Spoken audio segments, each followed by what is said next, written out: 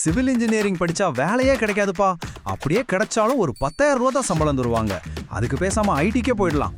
இந்த டயலாக நீங்க அடிக்கடி கேள்விப்பட்டிருப்பீங்க இல்லையா? உங்கள மாதிரி பல சிவில் மாணவர்களோட மனசுல ஓடிட்டு இருக்கிற மிகப்பெரிய பயம் இதுதான். ஆனா இதுல எந்த அளவுக்கு உண்மை இருக்கு, வாங்க கொஞ்சம் ஆழமாவே இறங்கி பார்ப்போம். இந்த 2026க்கான சிவில் இன்ஜினியரிங் கெரியர் மாஸ்டர் கிளாஸ்க்கு உங்களை வரவேற்கிறேன். இத்துறையை பத்தி பரவிட்டு இருக்கிற பல தவறான புரிதல்களை உடைச்சு நிதர்சனமான உண்மைகளையும் பிராக்டிக்கலான தீர்வுகளையும் இன்னைக்கு நாம பார்க்க போறோம். இது வெறும் அட்வைஸ் கிடையாதுங்க, டேட்டா அடிப்படையிலான ஒரு தெளிவான வழிகாட்டுதல்.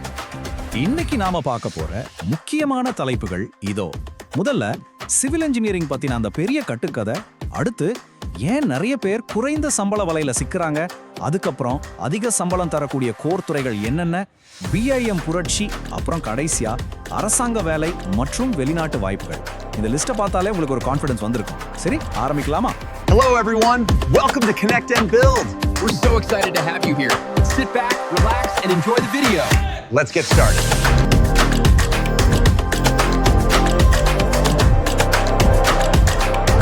Like, share and subscribe to Connect and Build to be a part of our team.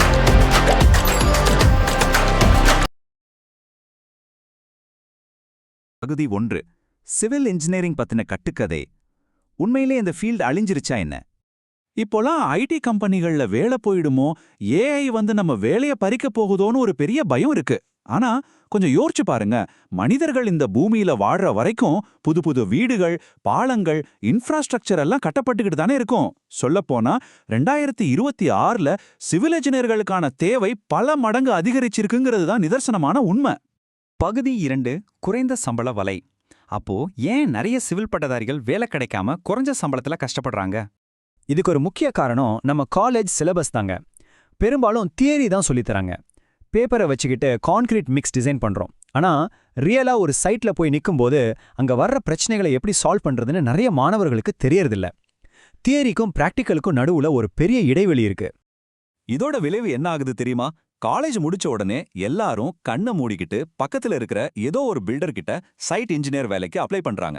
யோசிச்சு பாருங்க, ஒரே வேலைக்கு 100 பேர் போட்டி போட்டா என்ன ஆகும்? சும்மா 15,000 20,000ன்னு குறைஞ்ச சம்பளத்துக்கு வேலை செய்ய வேண்டிய கட்டாயம் வருது. அப்புறம் விரக்தியில BPO இல்லனா பேங்க் வேலைக்கு மாறுறாங்க.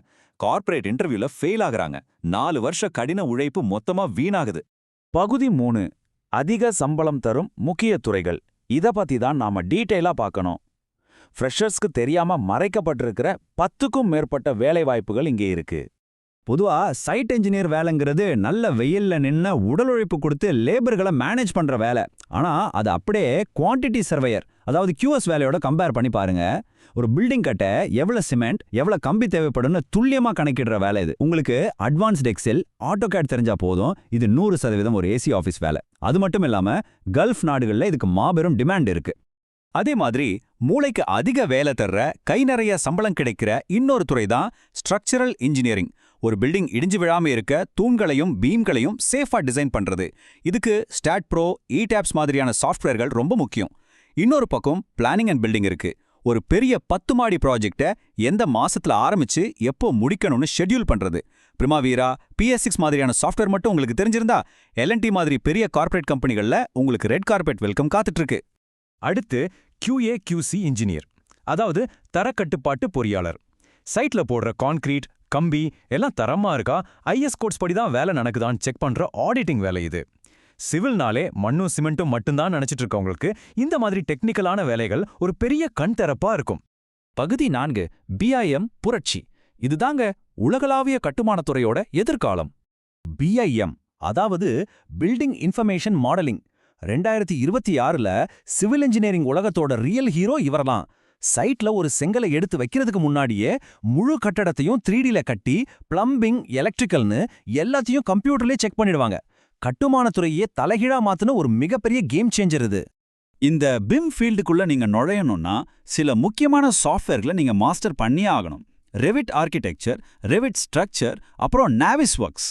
இதை மட்டும் நீங்க கத்துக்கிட்டீங்கன்னா ஐரோப்பா, பிரிட்டன், ஆஸ்திரேலியா மாதிரியான நாடுகள்ல இருக்கிற ஹை பேயிங் ஜாப்ஸுக்கான கதவுகள் உங்களுக்காக தானாவே திறக்கும். பகுதி 5, அரசு மற்றும் வெளிநாட்டு வேலைவாய்ப்புகள்.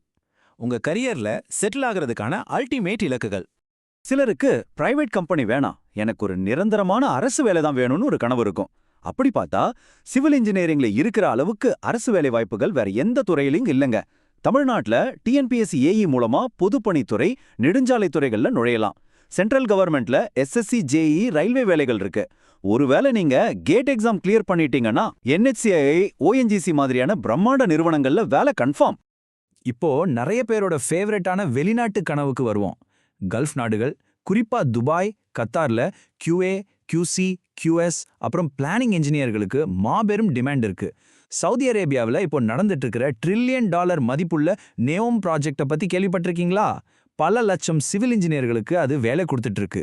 உங்க பொருளாதார நிலையை அடுத்த கட்டத்துக்கு கொண்டு போக இது ஒரு அபாரமான வாய்ப்பு. ஆனா இங்க ஒரு நிமிஷம் கவனிங்க. காலேஜ் முடிச்ச உடனே டைரக்டா வெளிநாடு போயிடலாம்னு நினைக்கிறது முற்றிலும் தப்பான ஒரு அப்ரோச். இந்தியாவில் ஏதோ ஒரு நல்ல கம்பெனியில் ஒரு 2-3 வருஷம் வேலை செஞ்சு அந்த அனுபவ சான்றிதழை வாங்கினதுக்கு அப்புறம் தான் வெளிநாட்டுக்கு ட்ரை பண்ணணும். போலி ஏஜென்ட்டுகளை நம்பி லட்சக்கணக்கில் பணத்தை ஏமாந்துடாதீங்க. இது நீங்க கண்டிப்பா மனசுல பதிய வைக்க வேண்டிய ஒரு முக்கியமான வார்னிங். சரி, இது வரைக்கும் நாம பார்த்த விஷயங்களை வச்சு ஒரு சின்ன டெஸ்ட் பண்ணலாமா?